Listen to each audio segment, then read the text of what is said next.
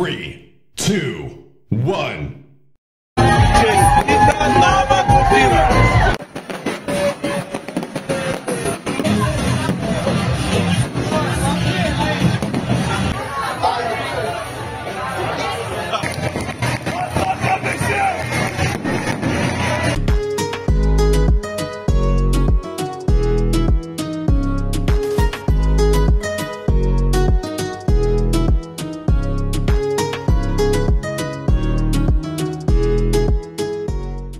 Казват, че поне веднъж в живота си трябва да посрещнеш новата година на Кункапъ в Истанбул.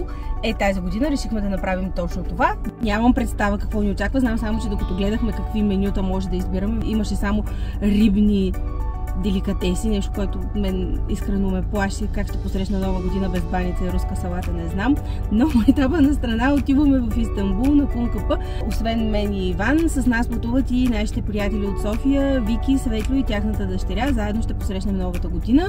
3 нощувки сме запазили в нашия добре известен квартал Фатих, близо до Кункапъ, близо до всички стратегически по-интересни места, които може би сте гледали в моите предишни влогове. Тръгваме, надяваме се да не стоим много време на границата. Решихме да минем през Капитан Андреево Капътполе, защото е най-голям пункт и така най-лесно може да минем. На Малко Търново ще е кошмарът сега, на Лесово Хамза Бейли също не е много лесен трафика, тъй че ще видим.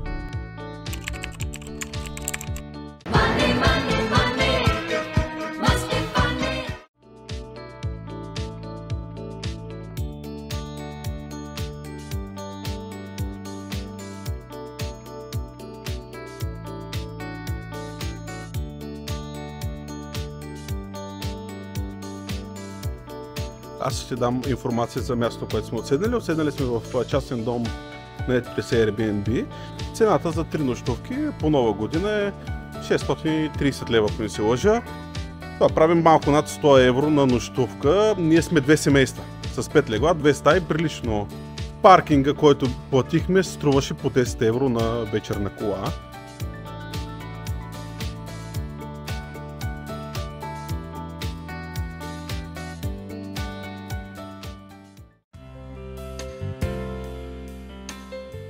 Червения килим специално за нас.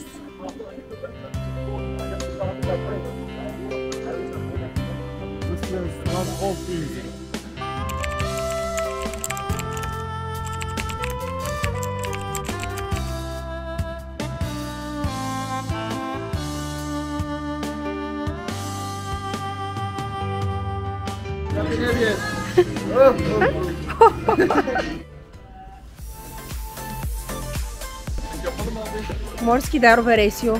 Дарове морски на цени хорски. Морето на най-добра цена.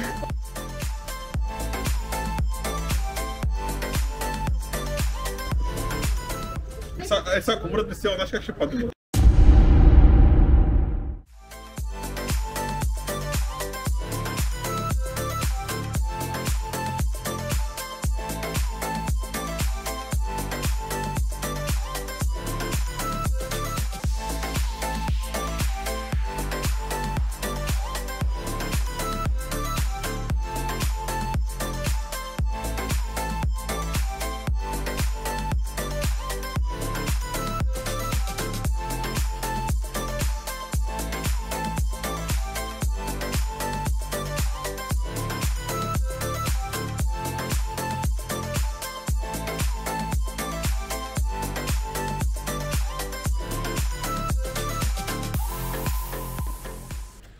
Последния ден от 2023 година аз имам 2 поставени цели за днес. Първата е да намеря жълтите обувки, които видях при последното ни посещение в Истанбул. Влюбих се в тях, не знам защо не ги взех. От тогава не мога да спра да мисля за тях, отиваме да ги търсим. И втората да отидем в Seven Hills, това прословуто инстаграмово заведение, в което... Това заведение, в което е много популярно да храниш гларуси с вилица. Един мой познат зададе много резонния въпрос, после ядеш ли от същата тази вилица? Не знам, но много искам да разбера. Въпреки че дойдохме с ясната цел да посрещнем нова година на Кункапъ, нямахме място, на което да сме резервирали, нямахме резервация в нито един ресторант, нямахме и представа къде да отидем. Катя, човека всъщност, който толкова ни запали по идеята да посрещнем нова година на КУНКП, и каза, че няма проблем, че можем да го направим и на място. И вместо да се лутаме от ресторант на ресторант и да се чудим кой е най-добрия, извадихме късмет, тъй като тук в Турция всички са навързани, всъщност както и в Мароко беше, всички са навързани, всеки има роднина, който се занимава с еди си какво веригата е затворена. Нашия домакин каза, че неговия племенник има ресторант на КУНКП, снощи ни заведе, направо си направихме резервацията, разбрахме се, че няма да ядем само риба, че ще има и пилешко. Дали е удачно и дали ще имаме късмет, ще разберем до вечера. Платихме, само да уточня, по 75 евро на човек на вечер за ресторанта в КУНКП. Така богато меню ни обещаха с музикална програма, ще видим какво е до вечера. Собственика на мястото ни за настаняване ни намери паркинг, който плащаме за по 10 евро на вечер. Така, човека беше много дружелюбен. Общо взето минахме покрай всичките му братовчеди. Един му братовчет беше собственик на паркинга, другия му братовчет беше собственик на ресторанта, в който ще посрещнем нова година на КУНКП.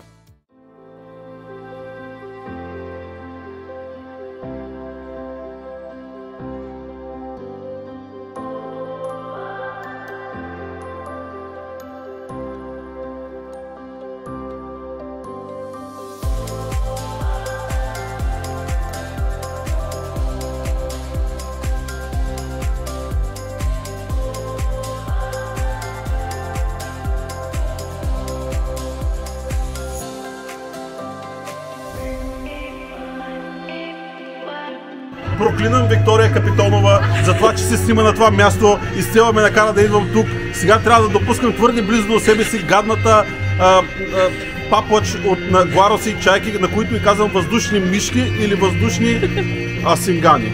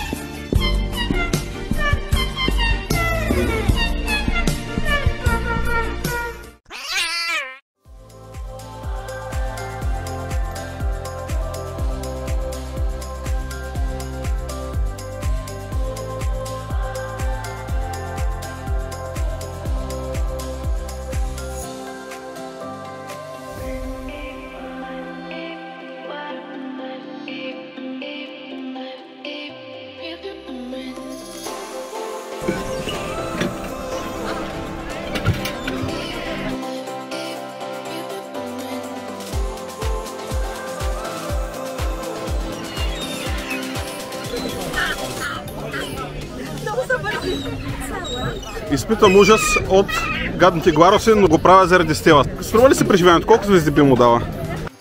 Много е яко. Едно от най-яките неща, които съм правила. Очаквах много от Seven Hills. Общо взето, откакто видях и разбрах за това място, си мечтах да дойда да храня глароси с вилица. Но искам да кажа, че надмина абсолютно всичките ми очаквания. Много е хубаво, много е готино. Винаги има храна, която най-вероятно е от остатъците.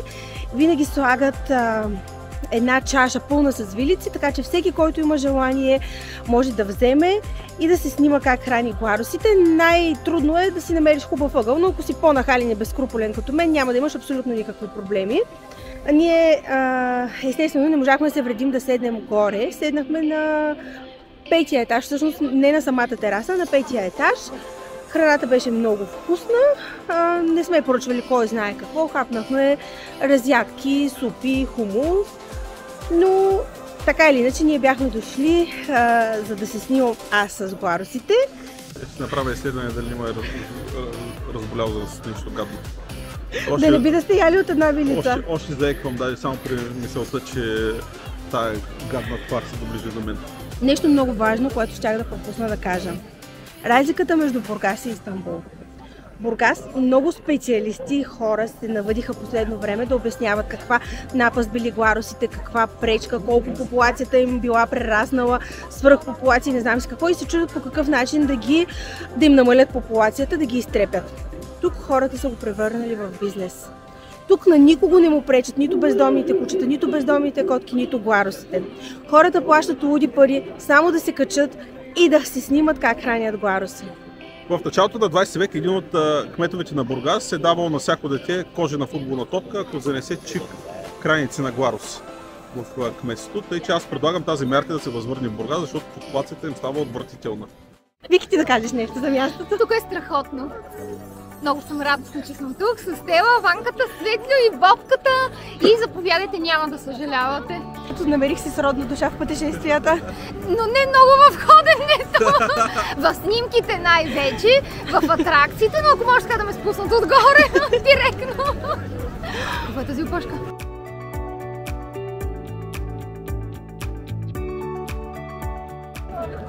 Всички тези хора чакат да влязат в Света София. Ние, разбира се, ще пропуснем. Ето тук може да видите организирани туристи.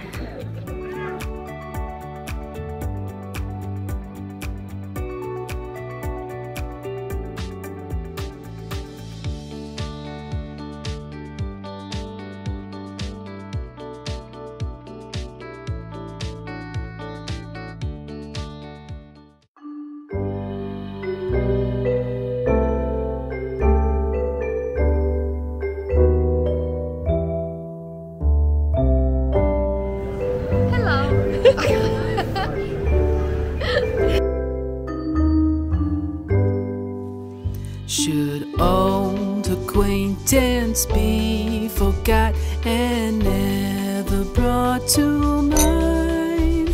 Should old acquaintance be forgot and all lang syne?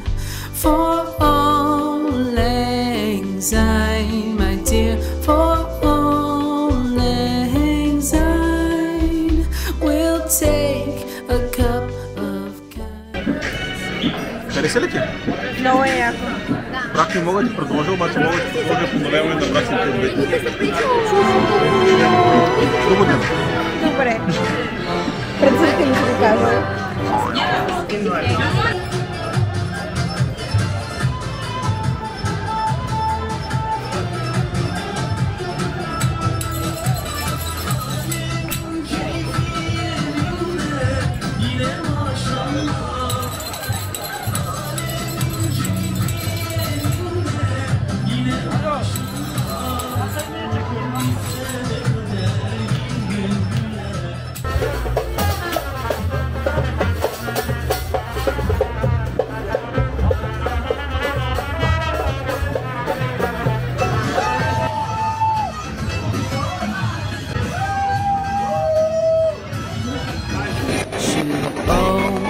acquaintance be forgot and never brought to mind?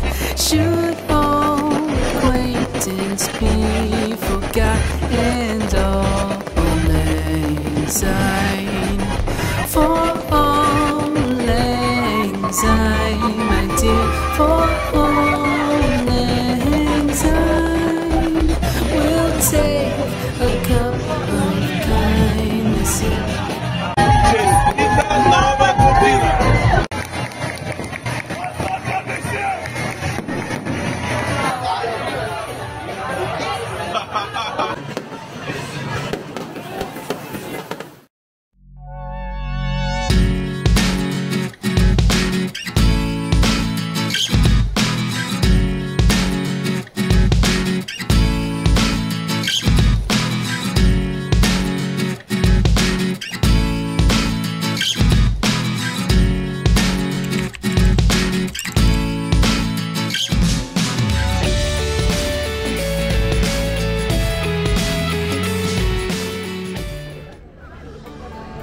Първия ден от новата година се включваме от небезизвестния площад Таксим. Голяма лудница е тук. Много съм слушала за този площад, за трамвая, с който е известен. Много инстаграмабъл местенца има. Един красив надпис Истанбул, на който не знам защо са сложили пейка. Хората са накацали по тази пейка и съответно не можем да си направим нито една хубава снимка. Има хубаво червено сърце, има много красиви клетки, но има и много хора. тук снощи посрещнаха Нова година. Така, от снимките, които виждам в социалните мрежи, е бил доста атрактивно. Целият площад е бил пълен с хора. Площад Таксим е любимен на либерал-глобалистите в Турция. Те искаха да го превърнат в Майдана на Турция. От тук започват всички големи протести на либерал-глобалистите, които протестират за миграция, равни права на малцинствата и тем подобни истории, които така трудно имат почва в Турция, но от тук започва действително цялата революция в Турция, която можа да се осъществи. Единственият успех, който бе постигнат, бе кратковременен. В вече предходния мандат либералите имаха кмет на Истанбул. Да кажем няколко думи за празненствата вчера. Посрещнахме Нова година на КУНКП. Беше изключително весело, забавно, зрелищно. Обещаха ни шампанско, казаха ще бъде подарък от заведението за всички наши клиенти. Да, имаше шампанско, но го изляха върху нас. Заслужава се емоцията, беше много хубаво на Нова година, на самото посрещане на Нова година. До нас имаше една голяма сръбска компания, която предаваше малко колорит. Вътре в ресторанта си имаше много голяма турска компания, с турски танци се забавляваха, но проблемът е, че всичко приключи около 1 часа посред нощ. Може би защото днес всички са на работа. Друго нещо, което ми прави впечатление, 1 януари е, а всичко в Истанбул работи. Магазини, закусвални, ресторанти. И този досадник, който имам чувството, че ни гони. Той ни следва. Той ни следва навсякъде. Защо се возиш без билет?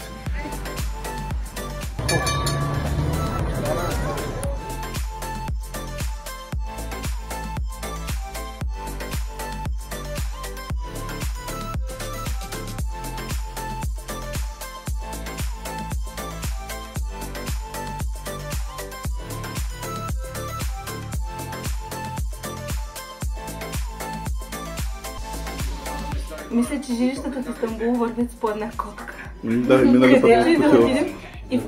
И предишния път в нашия хотел дойде една котка. Тя като пакет. Котка, как се казваш? Ела Наси. Бай Наси.